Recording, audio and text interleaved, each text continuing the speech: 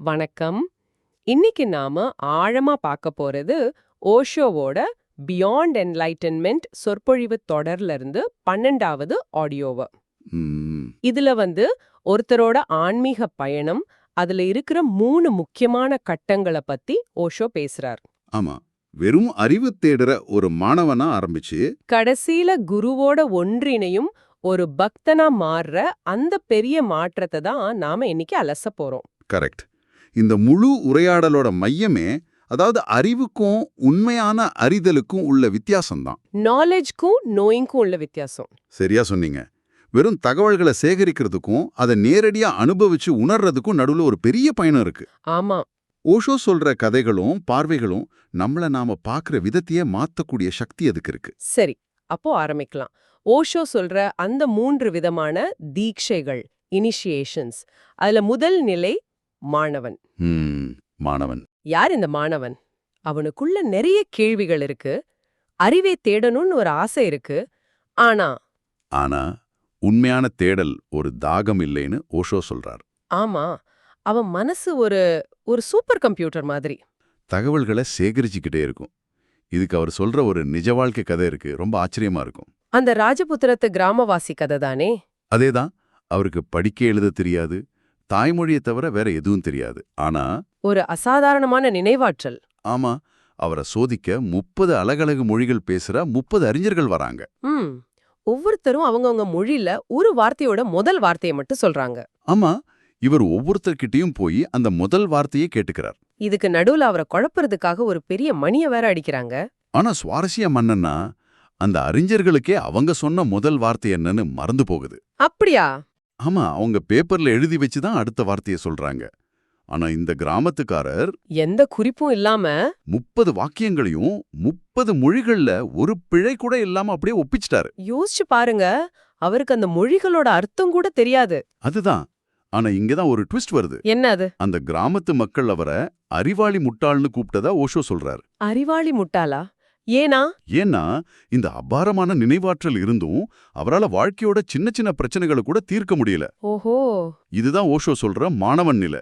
அறிவு மண்டைக்குள்ள இருக்கும், ஆனா அது நுண்ணறிவா, அதாவது இன்டெலிஜென்ஸா மாறாது. இது ஒரு முக்கியமான புள்ளி. நம்ம எல்லாருமே ஓரளவுக்கு அந்த மாணவன் நிலையில தான் இருக்கோம் இல்லையா? நிச்சயமா. தகவல்களை வேகமா சேகரிச்சு சொல்றது தானே இன்னைக்கு புத்திசாலித்தனம்னு பார்க்கப்படுது. ஆமா. அப்போ இந்த முதல் தீட்சை, அந்த மாற்றம் எப்படி ஒருத்தருக்குள்ள நடக்குது?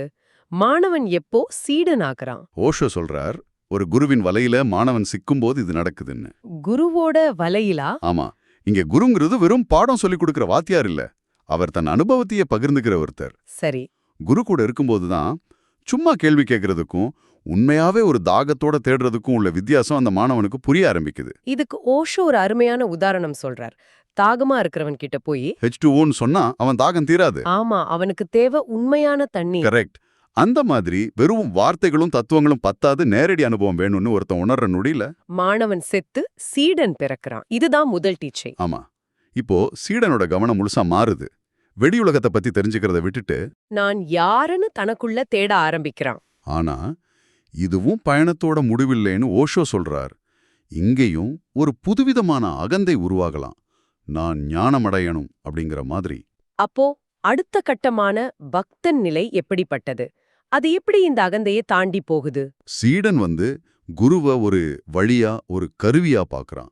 ஆனா குருவோட அன்புல, நெருக்கத்துல கரைய ஆரம்பிக்கும் போது 2வது தீட்சை நடக்குது. அப்போ அவனுக்கு என்ன புரியுது? தன்னை அறிய முதலில் தன்னை மறக்க வேண்டுங்கிற உண்மை புரியுது. ஓ. அந்த நான்கிற உணர்வை கைவிட்டு குருவிடம் முழுசா சரணடையும் போது அங்கே அன்பு மட்டுமே மிஞ்சுது. தன்னை தேடுறதே ஒரு வேலைன்னு இல்லாம குரு மேல இருக்கிற அன்புல தன்னை இழந்துடுறது. இதுதான் பக்தனோட நிலை. சரியா சொன்னீங்க. அந்த அன்புல அறியாமைங்கிற இருள் தானா விலகிடுது. அப்போ சீடன் மறைந்து பக்தன் பிறக்கிறான். இத விளக்க ஓஷோ ஒரு அழகான படிமத்தை பயன்படுத்துறார். தாமரை இலை மேல இருக்கிற பனித்துளி மெல்ல சரிஞ்சு கடல்ல விழுந்து கடலோட கடலா மாறிடுது. அதுக்கப்புறம் பனித்துளி தனிச்சில்ல, அதுவே கடலாயிடுது. கபீரோட வரிகளையும் ஓஷோ மேற்கோள் காட்டுறார். ஆமா, ஆரம்பத்துல கபீர் பனித்துளி கடலில் கரைந்து விட்டதுன்னு எழுதினாராம். அப்புறம் பல வருஷங்களுக்கு பிறகு அதை திருத்தி கடல் பனித்துளியில் கரைந்து விட்டதுன்னு எழுதினாராம். ரெண்டுமே ஒண்ணுதான், பார்வை தான் வேற. இதுதான் அந்த முழுமையான சரணாகதி. இந்த குரு சீடன் உறவோட ஆழத்தை பத்தி பேசும்போது தான் ஓஷோ ஏகலைவனோட கதை எடுத்து நாம யாருமே யோசிக்காத ஒரு கோணத்துல அதை பார்க்கறார். ஆமா, இது இந்த உரையாடலோட ஒரு முக்கியமான பகுதி. ஒரு பல்கலைக்கழக கூட்டத்துல பேராசிரியர்கள் எல்லாம் குறைபட்டுக்கறாங்க. மாணவர்கள் தங்களை மதிக்கிறதே இல்லைன்னு. அப்போ ஒரு வயசான பேராசிரியர் எழுந்து ஏகலைவனை போன்ற மாணவர்கள் இருந்த நாடு இதுன்னு ரொம்ப வருத்தத்தோட சொல்றார். ஏகலைவன் கதை நமக்கு தெரியும். துரோணாச்சாரியார் அவனை தீண்டத்தகாதவன்னு சொல்லி வில்வித்தை கத்துக் கொடுக்க மறுத்த பிறகும் அவரோட சிலையையே குருவா வச்சு பயிற்சி செஞ்சு ஒரு பெரிய வில்லாளியா ஆகிடுறான். ஆமா, அர்ஜுனனையே மிஞ்சுற அளவுக்கு. துரோணர் இத கேள்விப்பட்டு வந்து குரு தட்சிணையா அவனோட வலதுகை பெருவிரல கேக்குறார். ஏகலைவனும் ஒரு நொடி கூட தயங்காம வெட்டி கொடுத்துடுறான். இதத்தான் குரு பக்தியோட உச்ச உதாரணமா நம்ம படிச்சிருக்கோம். ஆனா இங்கதான் ஓஷோ ஒரு பெரிய குண்டைய தூக்கி போடுறார். ஆமா, அவர் அந்த பேராசிரியரை பார்த்து ஒன்னே ஒண்ணுதான் கேக்குறார். என்னன்னு? நீங்க ஏகலைவனை போன்ற மாணவர்களை எதிர்பார்க்கறீங்க, சரி, ஆனா துரோணரை போன்ற குருமார்களை பத்தி என்ன நினைக்கிறீங்க? அப்பா, இது மொத்த விவாதத்தையும் தலைகீழா திருப்புதே. ஆமா, அவர் தொடர்ந்து கேக்குறாரு. ஜாதிய காரணம் காட்டி ஒரு ஏழை இளைஞனுக்கு கல்வி கொடுக்க மறுத்து அவன் சுயமாவே கத்துக்கிட்ட பிறகு தன் இன்னொரு மாணவனான அர்ஜுனனை உலகின் சிறந்த வீரனாக்கணுங்கிற தன் சுயநிலத்துக்காக அவனோட வாழ்க்கையே அழிக்கிற மாதிரி அவனோட கட்டை விரலை கேக்குற துரோணர் எவ்வளவு கொடூரமானவர், தந்திரமானவர். இப்படிப்பட்ட குருமார்கள் இருக்கும்போது மாணவர்கள் கிட்ட இருந்து எப்படி மரியாதையை எதிர்பார்க்க முடியும்னு ஓஷோ வாதாடுறார். இது கதையோட மொத்த அர்த்தத்தையே மாத்திடுது. அன்பையும் மரியாதையும் தான் உருவாக்கும்னு சொல்றாரு. ஆமா, அது ஒரு எதிரொலி மாதிரி. நீங்க துரோணரா இருந்துகிட்டு ஏகலைவனை எதிர்பார்க்க முடியாது. மிக முக்கியமான பார்வை இது. இது குரு சீடன் உறவை பத்தி மட்டும் இல்ல, நாம யாருங்கிற நம்ம அடையாளத்தையே கேள்வி கொள்ளாக்குது. கரெக்ட். இதுதான் அடுத்த பகுதிக்கு நம்மள கூட்டிட்டு போகுது.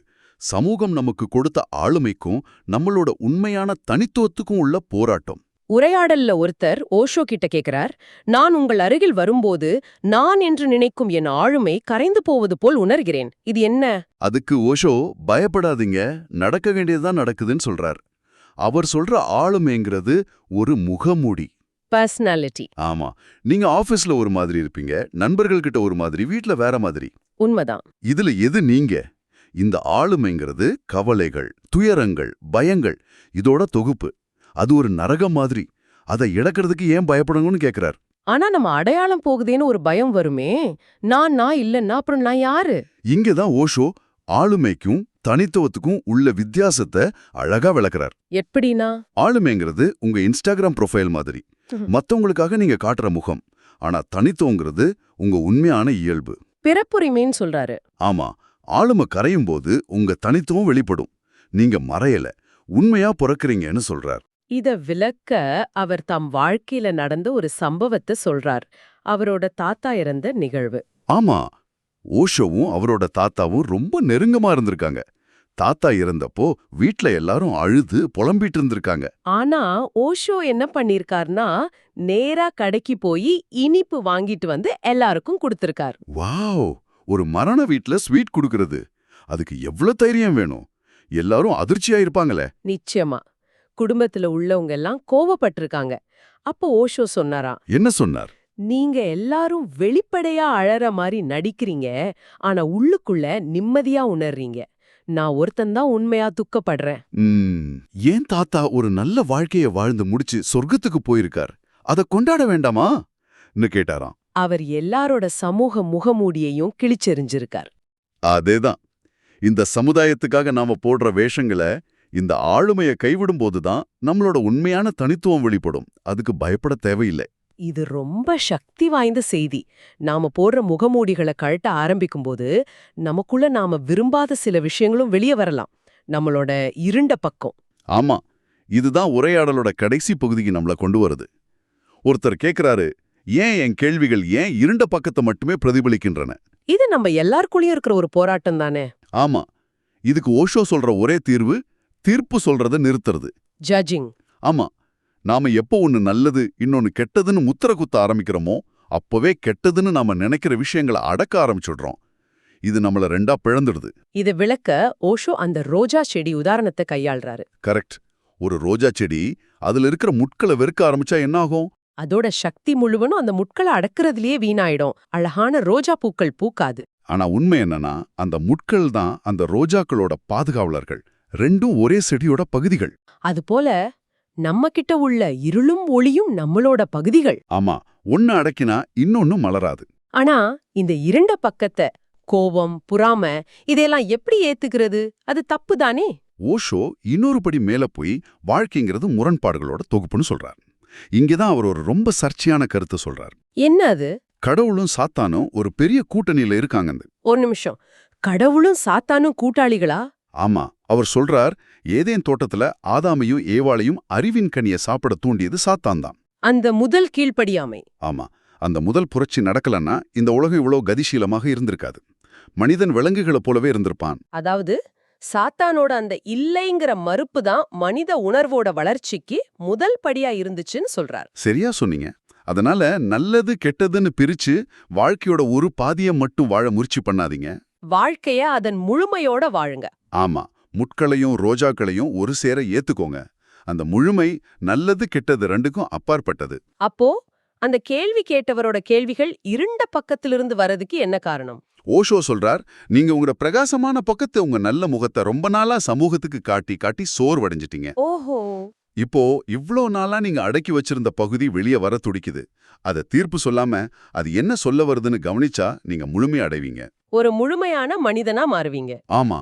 ஆக ஓஷோவின் இந்த உரையாடலை நம்ம சுருக்கமா பார்த்தா, அது நம்மள வெறும் தகவல் சேகரிக்கிற மாணவன் நிலையிலிருந்து அனுபவபூர்வமா தேடுற சீடன், அப்புறம் அன்புல கரையிற பக்தன் நிலைக்கு மாறச் சொல்லுது. சமூகத்துக்காக நாம போடுற ஆளுமைங்கிற முகமூடிய கழட்டி நம்மளோட உண்மையான தனித்துவத்தோட வாழ சொல்லுது. இறுதியா அவர் நம்மகிட்ட ஒரு முக்கியமான கேள்வியை விட்டுட்டு போறாரு. என்ன கேள்வி?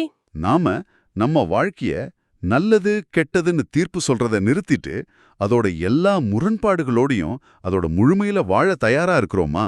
நம்மளோட முட்களையும் நம்மளோட ரோஜாக்களையும் ஒரு சேர ஏத்துக்க தயாரா இருக்கிறோமா? நேரடியாக கேட்பவரிடம் இந்த உரையாடல் உங்களுக்குள்ளேயும் சில கேள்விகள் எழுப்பியிருக்கும். உங்க வாழ்க்கையில நல்லது கெட்டதுன்னு நீங்க பிரிச்சு வச்சிருக்கிற விஷயங்கள் என்னென்ன? அந்த தீர்ப்புகளுக்கு அப்பால போய் உங்க வாழ்க்கைய அதோட முழுமையில எல்லா நிறங்களோடையும் வாழ்ந்தா அது எப்படி இருக்கும்னு ஒரு நிமிஷம் சிந்திச்சு பாருங்க.